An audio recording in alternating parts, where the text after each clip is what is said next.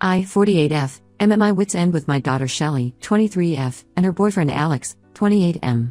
The situation has gotten completely out of hand, and I need advice on how to handle this mess. This will be a long post, so please bear with me. I never thought I would be writing something like this about my own daughter. First, some background. Shelly has always been a smart girl but somewhat impulsive with her decisions.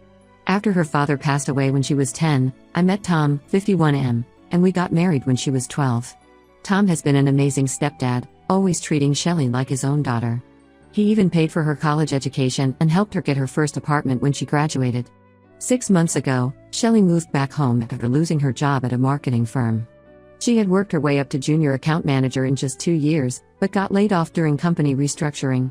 The layoff hit her hard because she had just signed a lease on a new apartment and bought a car. Tom and I helped her break the lease and took over her car payments temporarily. We have a comfortable 3-bedroom house in a nice neighborhood, and initially, we were happy to help her get back on her feet. 3 months ago, Shelly started dating Alex, who she met through a mutual friend at the local bar. At first, Alex seemed decent enough. He had a job in IT at a local company and his own apartment. He would come over for dinner sometimes, usually bringing wine or dessert. While Tom wasn't his biggest fan, something about Alex's stories didn't add up. We tried to be welcoming for Shelly's sake. I noticed she started spending a lot of money going out with him, but I figured she was just trying to get over the job loss. Things started going downhill when Alex lost his job last month. He claimed his company was downsizing, but something felt off about his story. The company was actually hiring according to their website. He started spending more and more time at our house, eating our food, using our utilities, and practically living here without contributing anything. Shelly insisted he was actively job hunting, but we never saw him doing interviews or sending applications. Instead, he spent most days playing video games on our TV or sleeping until afternoon. The real issues began when I noticed money missing from my wallet. First it was just $20, then $50, then larger amounts. At first, I thought I was being forgetful about my spending. I even wrote down all my expenses to track them. Then my credit card statement showed several unauthorized transactions at local bars, gaming stores, and even some online gambling sites. I confronted Shelly, and she broke down, admitting that Alex had taken my card because they were desperate for money. She promised to pay it back and swore it wouldn't happen again. She said Alex had a gambling problem but was getting help for it. I was angry but decided to give them one more chance. With strict conditions, Alex needed to find a job within a month, they both had to contribute to household expenses, and there would be no more unauthorized use of our money. They agreed, seeming genuinely remorseful. Alex even showed me some job applications he claimed to have sent out. Last week, I discovered that not only had Alex not been job hunting, but he'd been running some sort of online gambling operation from our home Wi-Fi. He was using multiple devices to place bets and seemed to be involved in some sketchy online forums. When confronted, instead of apologizing, he became aggressive and told me to mind my own business. He said what he did on his own devices was his private matter. Shelly defended him, saying I was being too controlling and that we should be more understanding of their situation. She said Alex was just trying to make money the only way he could. The final straw came yesterday when I found out they had taken my spare car keys and crashed my new car while joyriding at 2 a.m., something they completely denied until I showed them the security camera footage from our neighbor's house. The car had significant damage to the front bumper and side panel, and they hadn't even planned to tell me. They had just parked it back in the garage and acted like nothing happened.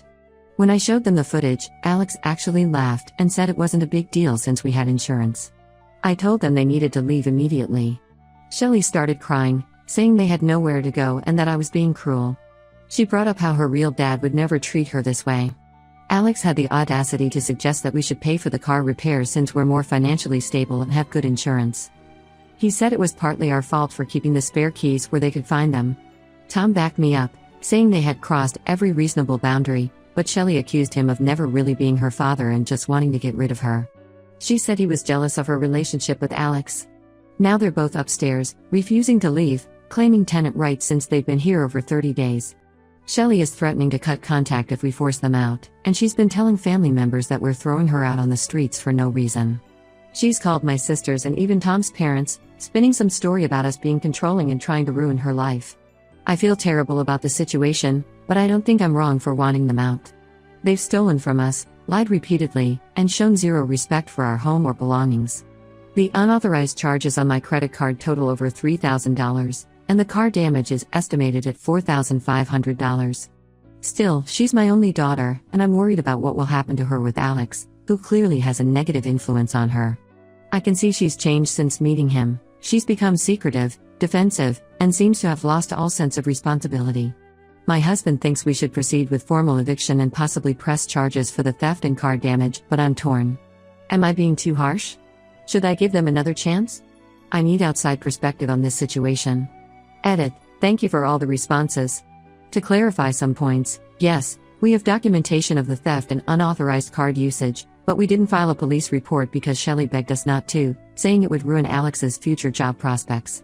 Also, they haven't paid any rent or contributed to household expenses despite promising to do so multiple times. We've spent over $2,000 on groceries alone since Alex moved in. Update 1, it's been 2 weeks since my original post, and I can't believe how much more complicated things have gotten. First, I want to thank everyone for their advice and support. Reading your comments helped me stay strong through what I'm about to share. The day after my post, following the advice of many commenters and our lawyer, we served them with a formal eviction notice, giving them 30 days to leave.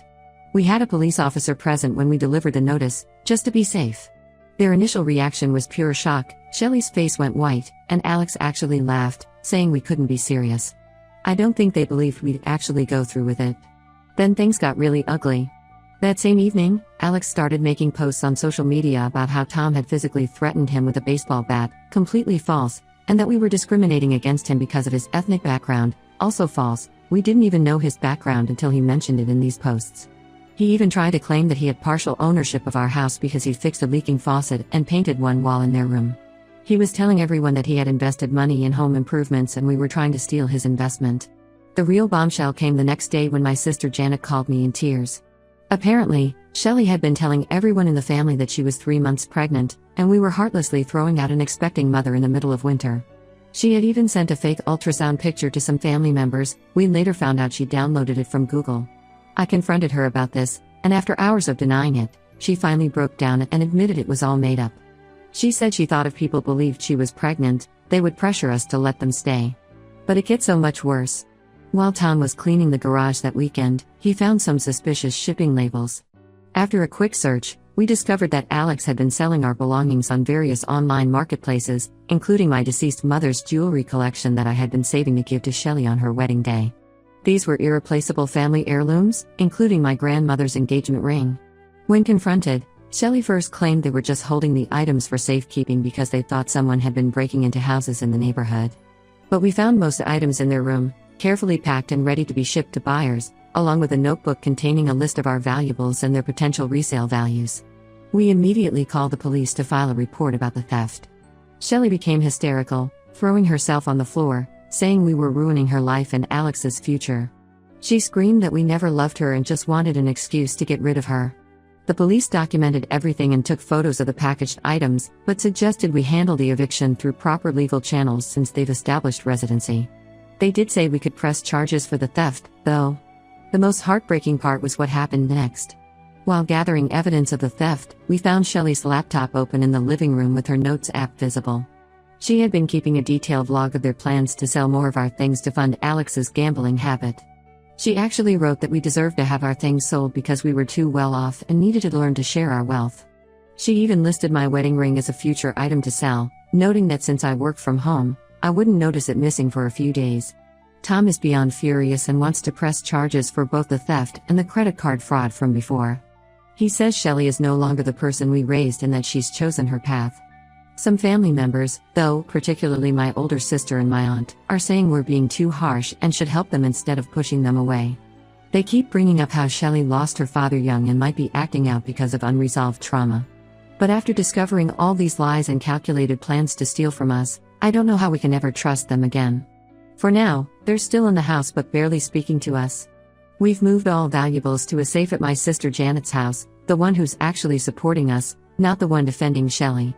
Alex spends most of his time in their room doing who knows what on his laptop. We've blocked his access to our Wi-Fi, but he seems to be using his phone as a hotspot. Shelley only comes out to get food, usually late at night when we're in bed. We've had to start locking our bedroom door at night because we don't trust them anymore. I'll update again when there are any major developments. This whole situation is breaking my heart, but everyone's comments have helped me stay firm in my decision. I never thought my own daughter would turn into someone who could lie so easily and steal from her own family, but here we are. Edit. Some people asked about cameras. Yes, we've installed them inside and outside the house now. Also, we've documented everything and have copies of all the online listings where they try to sell our things. The police have copies too. Update 2. It's been a month since my last update, and the situation has taken several unexpected turns that I'm still trying to process. I almost didn't want to write this update because it feels surreal, but I know many of you have been asking for one. First, the good news, Shelly and Alex are finally out of our house. But the way it happened was completely unexpected and honestly terrifying. 2 weeks ago, while Shelly was at a job interview, yes, she finally started looking for work after we cut off their access to our food and Wi-Fi, Alex suddenly disappeared with most of their belongings. He took whatever money they had saved, Shelly's laptop, her phone, all their clothes, and even the small TV we had let them use in their room. When Shelly came home and found everything gone, she had a complete breakdown. That's when everything started coming out. Turns out Alex had been lying about his background from the start. His real name is Andrew Miller, he's actually 35, not 28, and he's still legally married with 2 kids in Michigan. He's been using the name Alex Chen and a fake birth date on all the documents he showed us. Shelly found this out when she finally went through his wallet after he left and found his real ID hidden in a secret compartment. She also confessed something that made my blood run cold. They had opened several credit cards in my name using the information they stole from our home office. I immediately checked my credit report and found over $15,000 in fraudulent charges spread across 5 different cards. They had been using these cards for months, carefully making minimum payments from my checking account, which explained some of the missing money, to avoid raising suspicion. They had even opened a card in Tom's name but hadn't used it yet. We filed a police report immediately, and that's when we learned the full extent of Alex/Andrew's scams. The detective told us he has a history of similar cons in 3 other states. His pattern is usually the same: he finds vulnerable young women, moves in with them or their families, runs up debt in their names, and disappears with whatever he can steal. In one case, he convinced a family to remortgage their house to invest in a fake business opportunity. Shelly is cooperating with the investigation now, but she's completely broken. She finally admitted that she knew about some of his lies. She had caught him in several inconsistencies but was too embarrassed to admit she'd been fooled. She said he always had a way of explaining things that made her doubt her own judgment.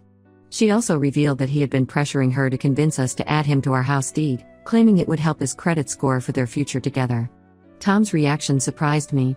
While he's still angry about the credit card fraud and theft, he's being supportive of Shelly now. He says she's still young and deserves a chance to learn from this mistake. He pointed out that Alex/Andrew was clearly a practiced con man who knew exactly how to manipulate people. However, Tom is firm that she needs to move out and take responsibility for her actions, no more enabling. The police are building a case against Alex/Andrew, and apparently, we weren't his only victims during his time here. He had been running similar scams with at least 2 other families in our area. One family lost over $30,000 to his investment scam. The detective says they're working with authorities in other states to track him down. I'm working with the credit card companies to dispute the fraudulent charges, and thankfully, they're being understanding since we have a police report. We've frozen all our credit reports and are working with a fraud specialist to protect ourselves going forward. The detective advised us to check all our accounts carefully as these types of scammers often have ways of accessing accounts even after they're gone. For now, Shelly is staying with her friend while she looks for her own place. She's been giving statements to the police and trying to piece her life back together. I can see she's genuinely remorseful, but there's a long way to go before we can trust her again. She's started applying for jobs and has promised to pay back whatever she can of the stolen money. I'll update again if anything major happens, especially if they catch Alex/Andrew. The detective seems confident they will, as he apparently always tries this scam again in another state. Edit. For those asking about our house security, yes, we've changed all locks, security codes, and passwords. We're also installing a new security system this week. Update 3, final update. It's been 3 months since everything fell apart, and I think it's time for a final update. A lot has changed, mostly for the better, but there are still some complicated feelings to work through. The biggest news is that Alex/Andrew was caught trying to pull the same scam in Florida. He had already moved in with another woman and her family, using yet another fake name, when one of the detectives working our case recognized him from surveillance footage at a local casino. He tried to run but was caught, and he's now facing multiple fraud charges in 3 different states. The detective said they found notebooks detailing all his scams, including plans to target more families in the area. Shelly had to testify against him in the preliminary hearing. It was hard for her to face him, but she did it. She broke down when she saw that his wife, his real wife from Michigan, was there too with their kids. Apparently, he had been doing these scams for years while telling his wife he was traveling for work. The prosecutor says he's looking at significant prison time given the amount of money involved and the number of victims. On the financial front, things are slowly getting resolved. The credit card companies forgave the fraudulent charges after we showed them the police reports and court documents. We're still dealing with some paperwork, but at least we're not on the hook for the $15,000. We also recovered some of our stolen items that Alex had pawned, including my mother's jewelry, though several pieces are still missing. Shelley has moved into a small apartment and found a steady job at my friend's company. She's in the accounting department. Ironic, I know, but they're keeping a close eye on her. She's paying her own bills and has even started setting aside money to repay us for what she helped steal. It's not much, but it's a start. She knows it will take years to pay back everything, and even longer to rebuild trust. Tom and Shelley have started rebuilding their relationship, but it's a slow process. She finally gave him a real apology for the horrible things she said and admitted she was wrong about everything. They meet for coffee once a week to talk. Tom says she reminds him more of her old self now, the person she was before Alex came into our lives. As for me, I'm still processing everything. We've installed better security systems and cameras around the house, upgraded our home office security, and I check our credit reports religiously now. I've become much more cautious about who I trust, maybe too cautious sometimes. The whole experience has changed me in ways I'm still discovering. Shelley visits for dinner once a week, but she knows she can't live with us again. That's a firm boundary we've set. She's actually starting to understand why we need these boundaries, which shows real growth. Some weeks are better than others. Sometimes we can talk and laugh like before, other times it's still awkward and tense. Some family members, especially my older sister, still think we should have been more forgiving and let Shelley move back home. They say she was a victim too. While that's partly true, we've learned that sometimes love means letting people face the consequences of their actions. Shelley seems to be learning this lesson too. I'm sharing this final update because I want people in similar situations to know that it's okay to set boundaries with family, even when it's painful. Sometimes the kindest thing you can do for someone is to stop enabling them and let them stand on their own feet. For those wondering about Alex/Andrew's other victims, they've formed a support group and are working together with the prosecutor's office. Some of them have reached out to thank Shelley for testifying, as her testimony helped build a stronger case against him. This will be my last update. Thank you to everyone who offered advice and support throughout this ordeal. Your comments helped me stay strong when I needed it most.